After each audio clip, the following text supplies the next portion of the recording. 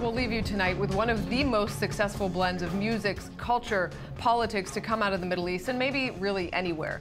These days, division and polarization, as we've seen throughout the show, seem to be a common thread across the board. And for over a decade, musician Idan Raichel has been trying to fight exactly that in his own way. I sat down with him on politics, challenges, and flying solo. For 13 years, Israeli artist Idan Raichel has been a symbol of multiculturalism in music, of how groups of people who might never have met, never mind been on the same stage, can speak the same language. A collaboration with over 150 musicians, all part of a sort of cultural translation. Is what you do political? Yeah, but political, first of all, in our inner politic, it's important for me to bring the voices of the minorities to the mainstream. It was the first time to hear the Ethiopian immigrants at the Israeli mainstream radio. We were the first to bring the Moroccan language, or even Arabic Palestinian by Mira Anwar Awad, to bring it to the Israeli mainstream. I think that the collaborations that we are doing, I wish that we will be able to collaborate with neighboring countries. You know, till today, if you'll ask people in Israel, do you know any Syrian song? No. Do you know any Lebanese author? No. Do you know any dance from Iran? No.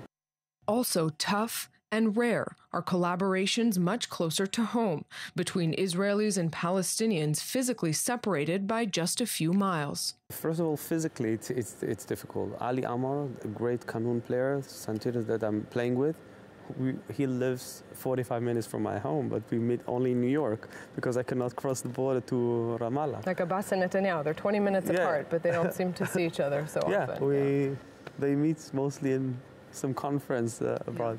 So this is the tragedy of our little crazy Middle East. How difficult is it, in your experience, to have a Palestinian artist, like after the collaboration you did, actually get into the Israeli mainstream? For us, for our side, it's not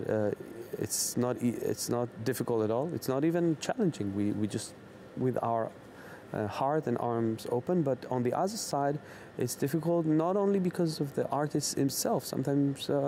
You know, I know a Syrian musician that wanted to collaborate with me and said, listen, it's a problem. I still have a family in Syria, and they will give some hard time to them. For us, Israelis, you know, maybe you'll get a criticize from the right-wing party or people that are associated with the right wing, or from the left wing, but it's not a life-threatening. You just need to follow your dreams and your beliefs, and this is why it's such a great place to live in the Middle East. The challenges Israeli artists do often face come from the boycott, divestment, and sanctions movement, lobbying hard for artists, too, to be held responsible for political decisions.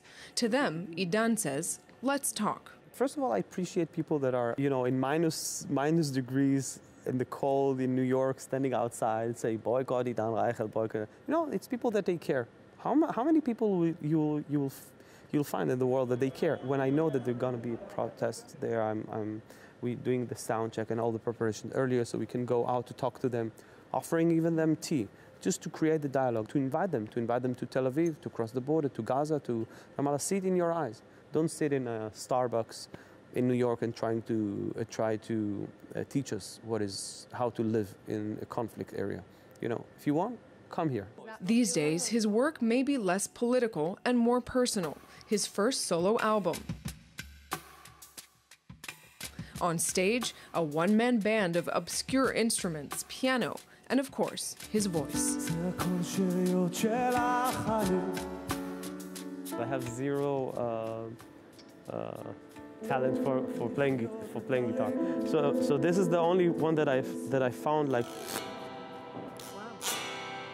It feels like inviting the audience to my living room, less uptight, you know, just to be able to talk to them, to listen, to play. It's more spontaneous. On the other hand, it's a bit more stressful. Today my nose is a bit full, and I'm like,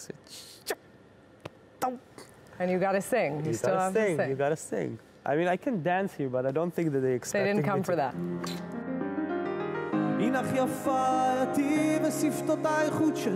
Going back to the roots of playing piano, and to enjoy the moment of why we even started making music.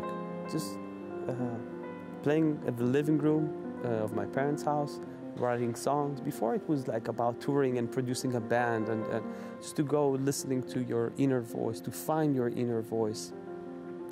To do it before everyone joined, to go back to the beginning.